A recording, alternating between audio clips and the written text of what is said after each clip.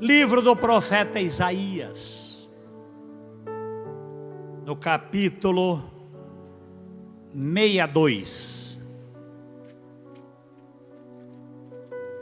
e o versículo de número 6. Ó Jerusalém, sobre os teus muros pus guardas, que todo dia e toda noite, de contínuo, não se calarão.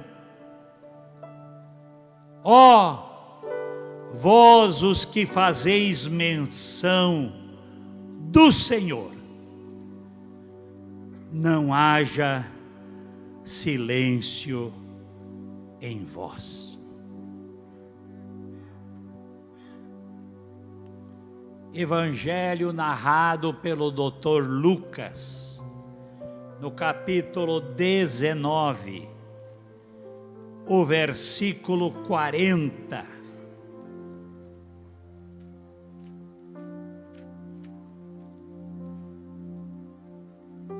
E respondendo Jesus, disse-lhes: digo-vos, que se estes se calarem, as próprias pedras clamarão. Fecha os teus olhos. Eterno e glorioso Deus, nosso Pai, na sua bendita e santa presença, no nome do Senhor Jesus Cristo, estamos aqui nesta hora para transmitir da parte do Senhor uma breve mensagem que possa surtir efeito em nossas vidas, alimentar-nos e sustentar-nos durante uma boa caminhada.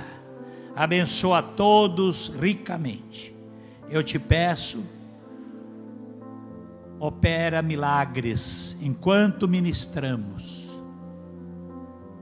Senhor, abre portas enquanto ministramos. Senhor, faz brotar mais desejo em nossos corações enquanto ministramos. E que possamos retornar daqui edificados. É o que eu peço e agradeço por tudo, em nome de Jesus. Amém? Queiram tomar vossos assentos. Graças a Deus. Foi a palavra que o Senhor colocou ao meu coração. Quando ouvi a respeito de raízes, passou na minha mente uma longa trajetória.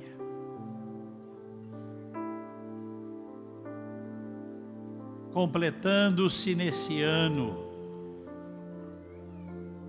61 anos que eu participei do primeiro culto na minha vida. Até então, com 11 anos de idade, havia participado da minha religião,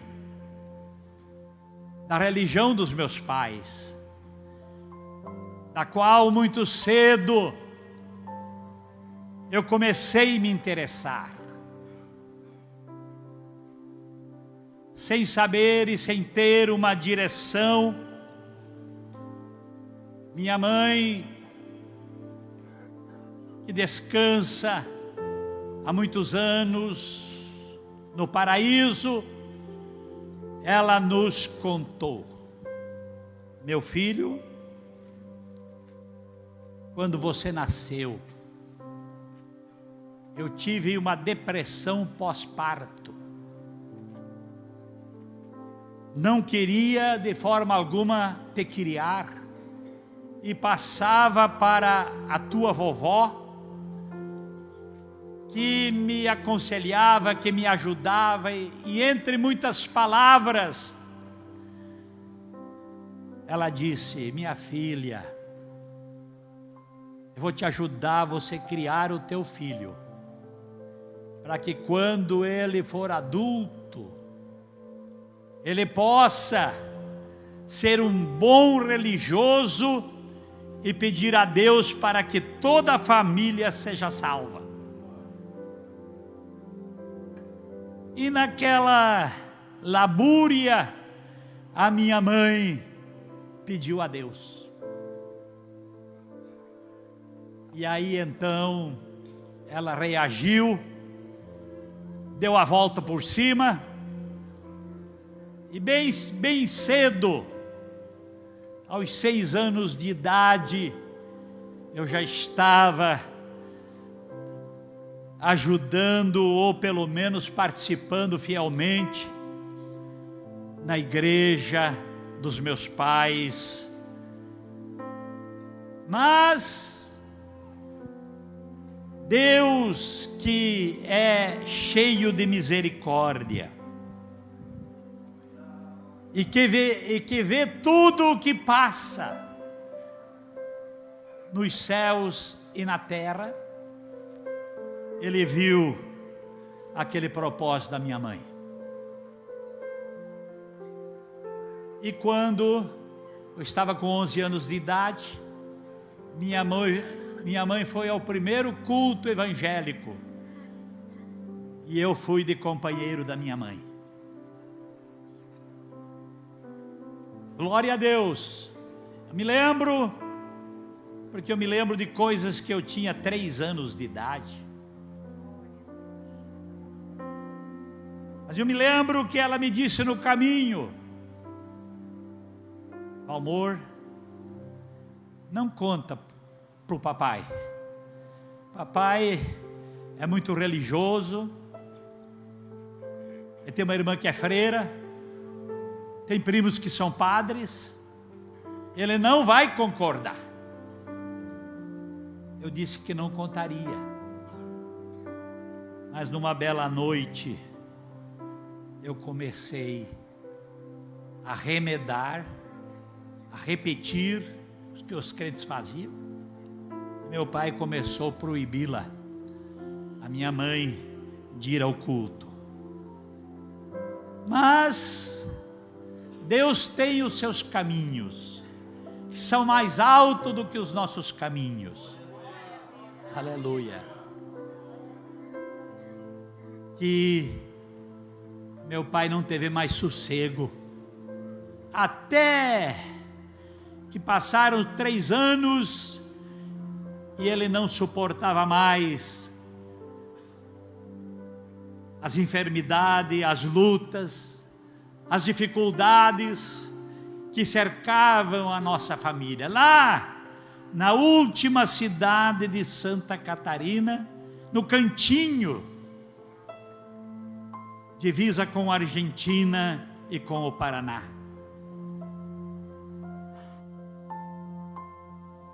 Lá estávamos, e meu pai começou a ser evangelizado. No ano de 1966,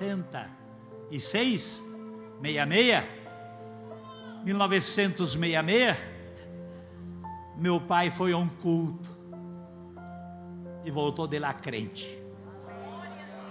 A misericórdia de Deus é tão grande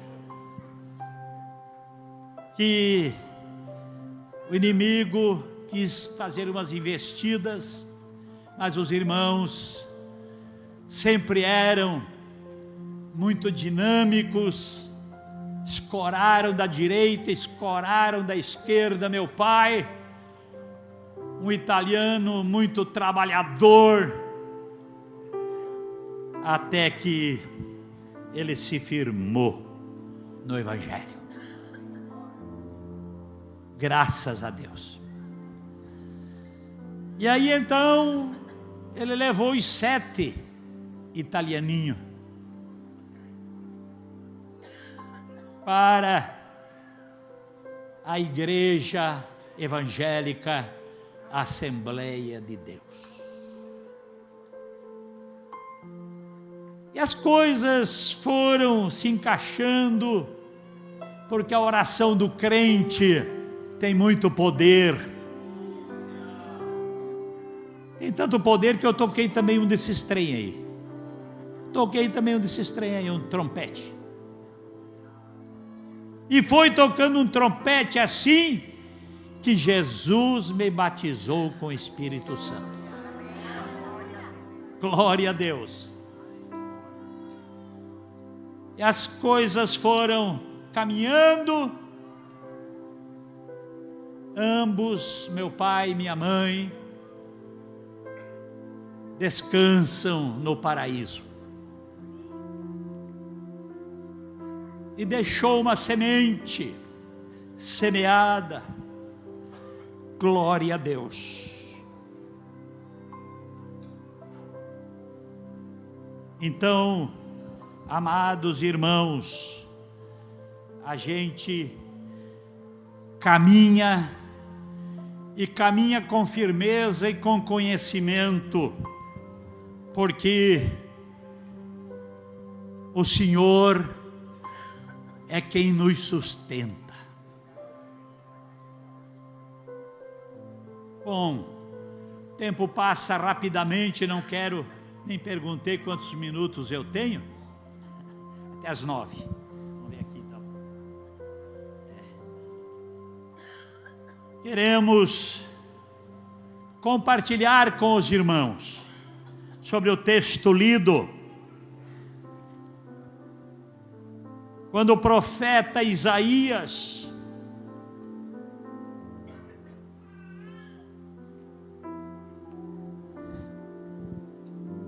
ele profetiza e diz: ó Jerusalém, sobre os teus muros eu pus guardas, que de dia e de noite, de contínuo se não calarão.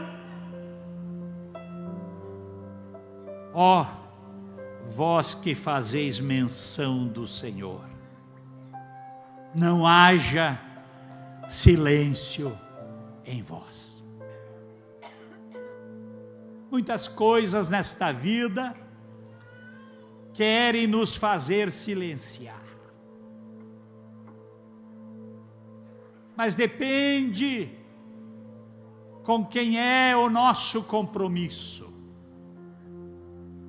Se o nosso compromisso realmente é com aquele que vive e que reina para todo sempre, nós vamos caminhando de renovo em renovo. Aleluia. Talvez alguém disse: eu já não sei mais o que fazer. Mas o Senhor, Ele nos ensina como fazer, o que fazer. Aleluia. Sabemos que existem pelo menos três vozes enviadas de Deus a este planeta Terra. Primeiro, a voz da criação, do firmamento, do que Deus criou. Essa voz que ecoa em todos os lugares, porque quando paramos para pensar e ver o que Deus criou com a sua palavra, com o seu propósito, nós temos que glorificar a Deus. Segunda voz que ecoa em todo o universo é a voz da palavra de Deus. No Salmo 19, a gente encontra ali algo que o salmista declara destas vozes que ecoam a voz da palavra de Deus. Em terceiro lugar, a terceira voz, eu e você, que conhecemos a misericórdia e a graça de Deus, nós devemos, em todo momento, falar da grandeza desse Deus. Aleluia.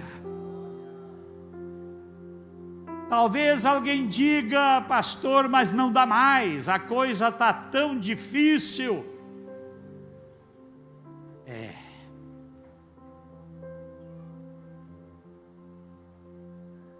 Mas eu quero colocar aqui nesta noite,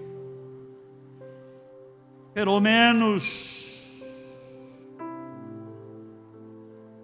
umas 4 situações que podia fazer com que alguém de nós viesse a silenciar, porque a ordem aqui é: vós que fazeis menção do Senhor, não haja silêncio em vós.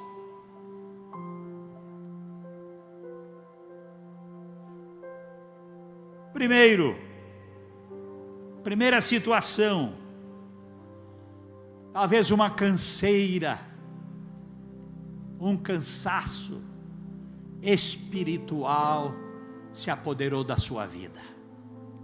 E você disse: eu já cansei. Chega. Mas não é motivo, de forma alguma, porque Deus nos oferece um renovo. Quando nós olhamos nesse mesmo livro do profeta Isaías, no capítulo de número 40, olhamos para os versículos de número 28 até o final desse capítulo. Não sabes?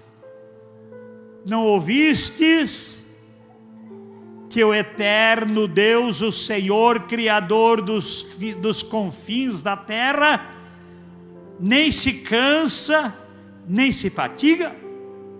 Não há esquadrinhação no seu entendimento. Dá vigor ao que não tem, dá vigor ao cansado, e multiplica as forças ao que não tem nenhum vigor.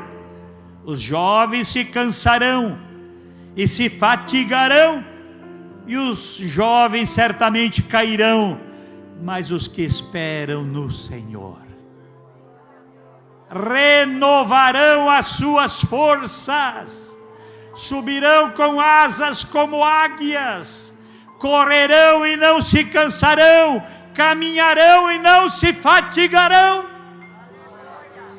Glória a Deus. O nosso Deus está sempre nos ajudando. Talvez alguém diga, como disse o profeta Isaías, no capítulo 57. Aleluia, aleluia, o versículo 10. Na tua comprida viagem te cansaste. Aleluia. Mas não digas: não há esperança, Não digas não há esperança. Então, meus amados, o Senhor nos chama a um renovo. Aleluia.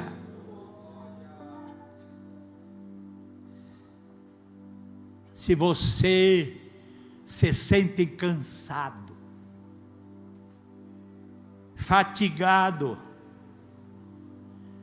o Senhor diz, Mateus 28 e 20, vinde a mim vós que estáis cansados e sobrecarregados. Então, meus amados, é importante sabermos disso, que não há como nós ficar parado, estagnado. Ó vós os que fazeis menção do Senhor, não haja silêncio em vós.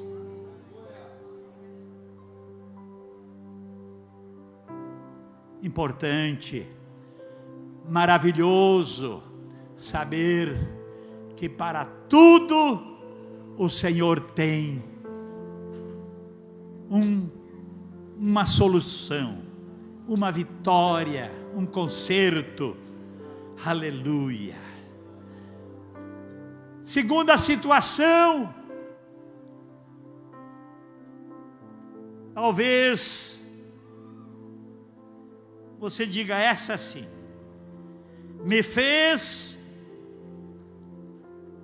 parar, me fez silenciar, me acomodar. Segunda coisa que eu quero colocar é a entrada na era pós-moderna. Pastor, não dá mais. É muita modernidade, é muita coisa. Não, mas você não pode silenciar. Eu não posso silenciar. Aleluia. Talvez você já tenha lido o que está escrito na carta de Paulo aos Gálatas. Aos Gálatas, no capítulo 1.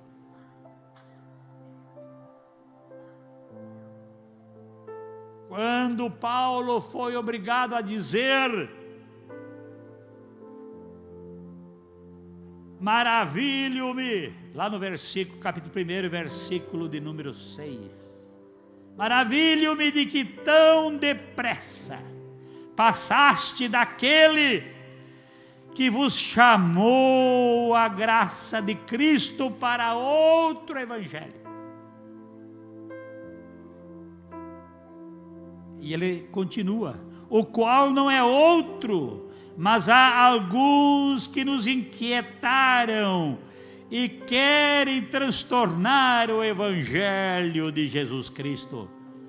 Mas ainda que nós mesmo, ou um anjo do céu, vos anuncie outro evangelho, além do que já vos tenho anunciado, seja anátema. Acho que todos aqui sabem o que significa anátema. Anátema significa amaldiçoado para sempre. Então, não vamos sair da simplicidade do Evangelho, porque, aleluia, sofreremos se assim fizermos. Fiquemos na simplicidade do Evangelho. Fiquemos nos princípios deixados pelo nosso Salvador Jesus Cristo. Mas há muitos que saíram da simplicidade do Evangelho. Também está escrito, e Paulo, ele nos deixa um alerta, quando em 1 aos Coríntios, ele fala de que não podemos nos dobrar diante de um evangelho de sabedoria humana. No capítulo 1 e nos versículos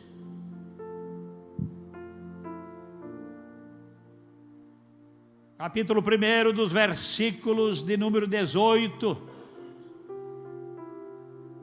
de 1 Coríntios, ele até faz certa pergunta: onde está o sábio? Onde está o entendido? Onde está o inquiridor desse século?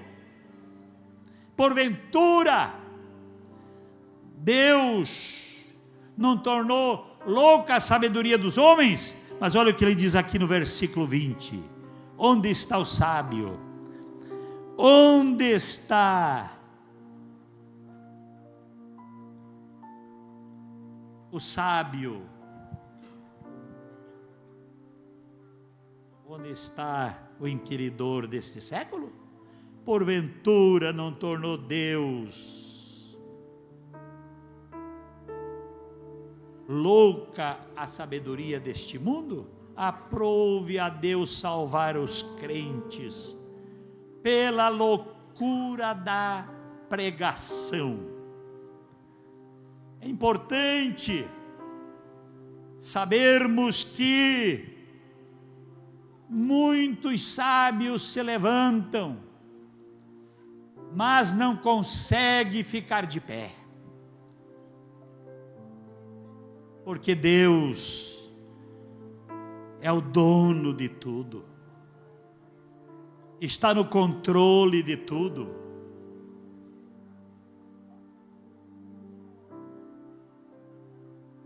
Vamos adiante. Olha o que diz também a palavra do Senhor, que essa entrada à pós-modernidade trouxe para os cristãos uma certa dificuldade. Que dificuldade, pastor? Houve um equívoco que nós precisamos de alguma forma pedir a Deus que Ele conserte, porque só Ele pode. Porque quando chegou o momento de nós entrarmos em um renovo espiritual, numa renovação, apareceu uma inovação. E esta inovação tem confundido muitos dos nossos irmãos. Porque a diferença entre renovação e inovação é que renovação não mexe com a estrutura. Renovação não mexe com a estrutura. Inovação troca, mexe, muda a estrutura.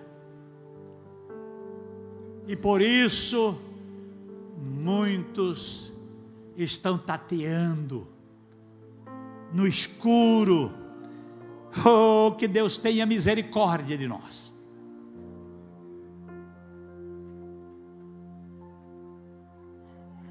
Aleluia. Então é importante nós refletirmos. Pode trocar até certa cor, né? Pode até, mas não pode trocar a estrutura. A estrutura foi Ele que estabeleceu. Por isso, nós não devemos estar atrelado a sistemas. Não! Nós temos que seguir princípios. Princípios que nos levam à eterna glória. Aleluia!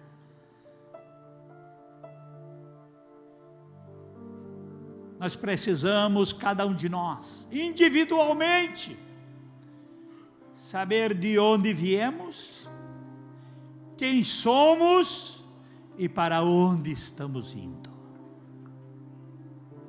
Se nós não soubermos isto, é muito perigoso nós nos perdermos pelo caminho.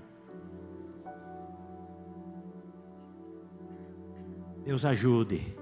Senhor abençoe. Terceira situação. Então, a primeira, o cansaço espiritual. Segundo, entrada na era pós-moderna. Nem tudo o que a gente ouve, o que a gente vê, o que a gente faz, está realmente na vontade e na direção de Deus.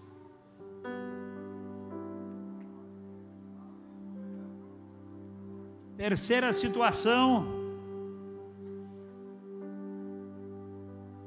que fez com que alguém silenciasse foi a multiplicação da iniquidade. A multiplicação da iniquidade tem feito com que muitos se perdessem pelo caminho, tomado por heresias, tomado por coisas vãs, pois diz o próprio Jesus, no Evangelho de Mateus, capítulo 24, versículo 12 e 13, por se multiplicar a iniquidade, o amor de muitos esfriará, mas aquele que perseverar até o fim, esse será salvo. Pastor, então nós não estamos salvos? Estamos salvos condicionalmente. Enquanto permanecermos na verdade do Evangelho, enquanto mantivermos a nossa comunhão íntima com Jesus Cristo, enquanto nós estivermos com Ele, Ele estará conosco. É como aquele homem que precisava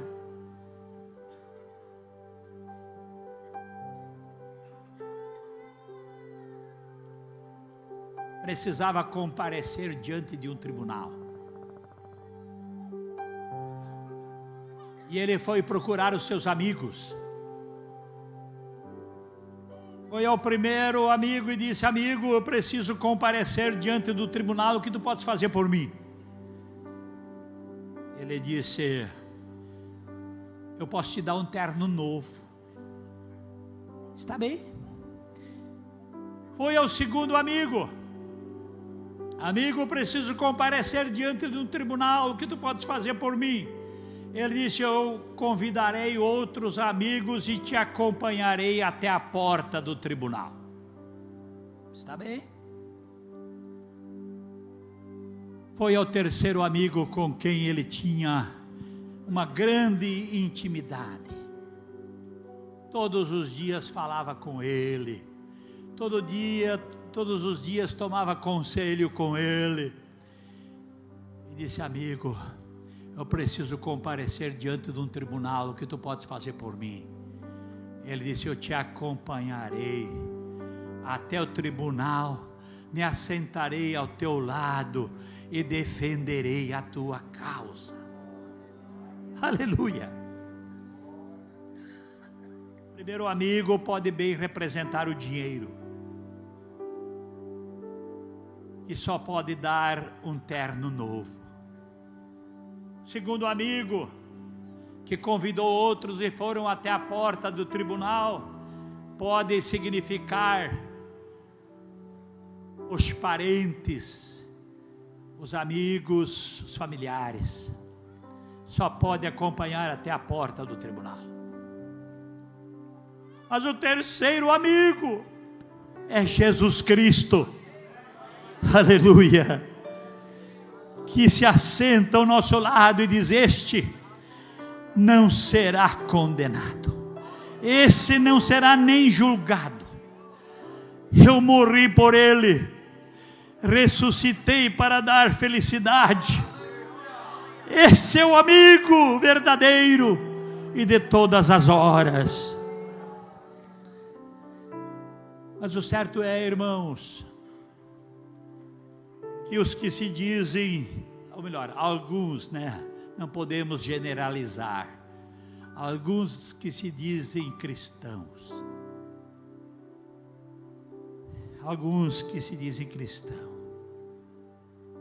lamentavelmente se acostumaram com o pecado, se acostumaram com o pecado, com a vaidade, com a vil concupiscência da carne e com tantas outras coisas. Que o Senhor tenha misericórdia. O pecado é como um cão bravo. O que o senhor quer dizer com isso, pastor? Sim. Você chega na casa de alguém e vê aquele cão que nunca viu. O cão dá uma investida, mas está amarrado.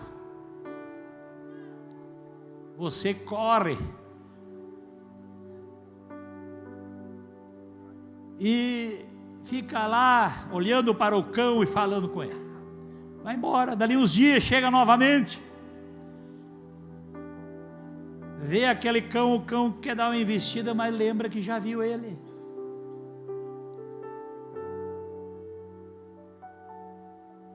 Mas quer dar uma investida. E na terceira vez que vem, ele já pode passar a mão na cabecinha do cachorro. Assim é o pecado. Que Deus tenha misericórdia de nós. Que o Senhor nos ajude. Aleluia.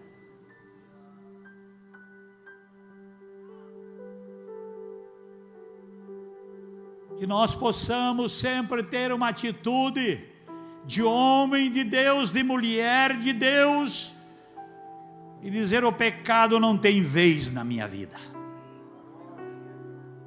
Até porque a Bíblia diz que o sangue de Jesus Cristo, Filho de Deus, nos purifica de todo o pecado.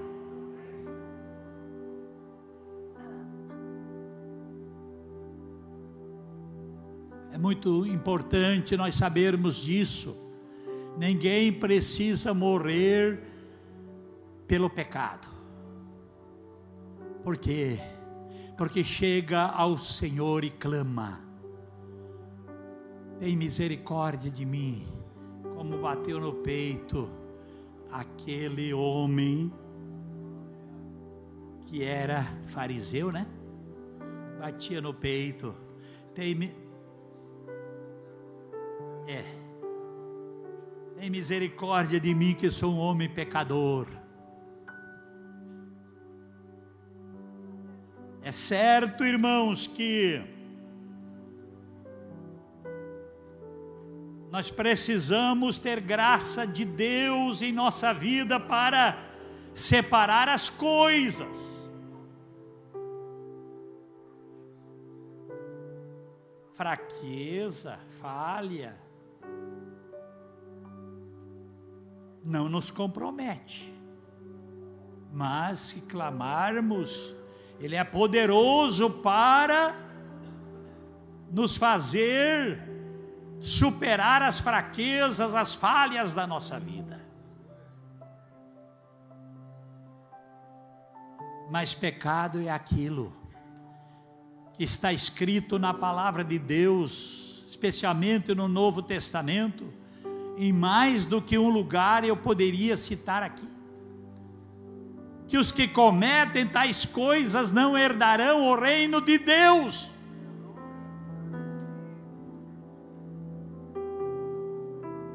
E hoje, as nossas lideranças não querem que fale nisso. Não querem que fale nisso. Mas há necessidade de falarmos disso para que haja separação entre nós e o pecado. Entre nós e a iniquidade. Claro que estamos no caminho da santificação. Aquele que em nós começou a boa obra aperfeiçoará até o dia de Jesus Cristo. Ainda não estamos no céu, ainda estamos aqui nessa terra. Mas o Senhor quer nos ajudar nesta noite. Vamos adiante. Então essa multiplicação da iniquidade tem feito muitos silenciar. Em quarto lugar, a quarta situação que tem feito alguns silenciar é o grande aumento do número de evangélicos no Brasil. O grande número de que se dizem cristãos em nosso país. Mas por que, pastor? É porque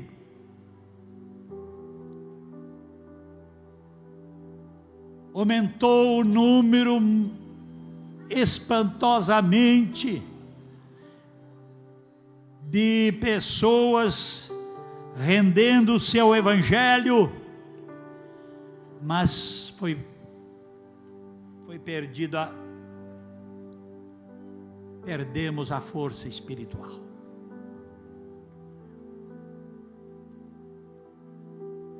O número é grande, mas perdemos, como aconteceu com o povo de Israel lá no Egito.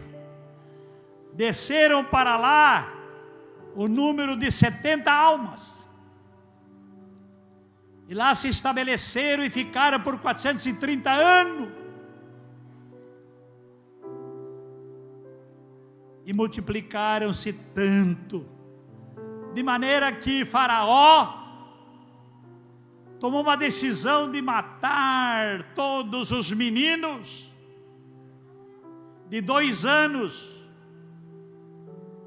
para menos. Por quê? Porque as meninas teriam que casar com egípcios. Você sabia que a grande catástrofe do dilúvio deu-se por várias razões, mas a principal razão foi o casamento misto. Porque lá diz no capítulo 6 de Gênesis, quando os filhos dos homens se multiplicaram sobre a terra, lhes nasceram filhas, e eram formosas, e os filhos de Deus tomaram das filhas dos homens mulheres para si. E Deus disse: não contenderá o meu espírito para sempre com o homem. Destruirei de sobre a face da terra o homem que criei, desde o homem até o animal, o réptil, as aves, porque me arrependo de os haver feito. Mas Deus achou uma família, a família de Noé. Então é muito importante, amados e queridos irmãos, é nós nos despertar nesse tempo. Ó vós os que fazeis menção do Senhor, não haja silêncio em vós. Não haja silêncio em vós. Eu e você temos que falar da grandeza de Deus. Eu e você temos que falar da bondade e da misericórdia de Deus. E procurar servi-lo melhor cada dia. Porque vivemos as vésperas do grande evento. As vésperas do arrebatamento da igreja. Aleluia. Se vivemos essas situações aí colocadas, o que fazer então? O que fazer então? Diz a palavra de Deus: se o meu povo, que se chama pelo meu nome, fizer 4 coisas: se humilhar, orar, buscar a minha face e se converter dos seus maus caminhos, então eu ouvirei dos céus, perdoarei os seus pecados e sararei a sua terra. Aleluia. Glória a Deus. Por isso, diz o profeta Abacuque: aviva, ó Senhor, a tua obra no meio dos anos. No meio dos anos a notifica. Na ira lembra-te da misericórdia. Aleluia. Quero convidá-lo a estar de pé, para orarmos nesse momento a Deus.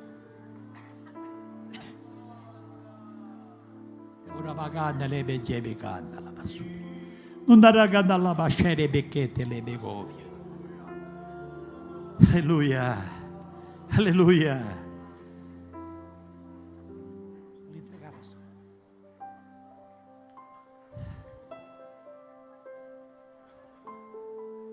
Você não pode sair daqui da maneira que você chegou. Tem que sair daqui renovado, fortalecido, encorajado. O Senhor te ama e quer te dar vitória. Se você quer sair aí da sua cadeira e vir ficar em pé aqui na frente nesse momento, nós vamos orar para que Deus entre com providência. Pode vir, irmã, pode vir, irmão. O Senhor é cheio de eterna misericórdia. Aleluia, aleluia, aleluia. Poderíamos continuar falando, mas a hora não dá mais. Vamos orar por esses irmãos. Vamos orar por você também. Aleluia. Pastor Hebron.